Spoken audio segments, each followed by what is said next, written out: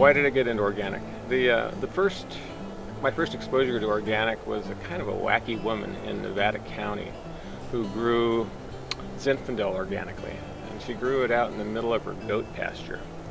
It was rather odd, but we were desperate for any local grapes we could get, so we'd crush anything. Ended up being some of the better grapes that I brought in. And the second thing that kind of pushed me into it was when I planted my own little home vineyard. You end up with a lot of little grapevines out in a very large field that you're protecting and watering, so why not plant your tomatoes and your strawberries and other things among the grapes. So that's what I started to do, but then I had young children at the time, and they go out and wander along and eat the fruit right off the vine. And you can't really spray chemicals out there knowing that your kids are going to come along and eat it, and possibly very soon.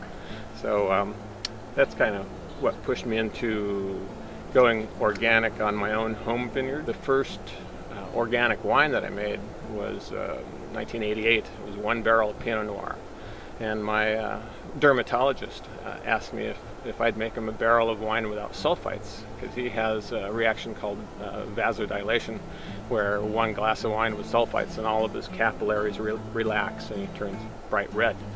It's a common problem with Asians as well. And so at the time I was making about 10 barrels of wine, and not sure where I was going to sell them, so somebody says, sure, I'll buy 10% of your production. And you'll do what they want.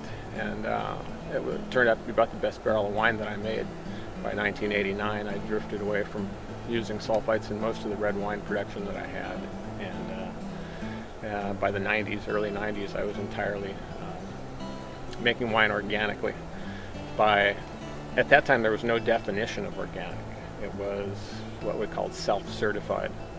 You would tell people, I'm organically growing and organically making wine, and nobody really asked what you were doing. You just kind of defined it yourself, although there were a good half a dozen of us in the industry at the time, and we'd get together and have lunches and kind of discuss what we were doing and march to a similar drummer, though not entirely the same.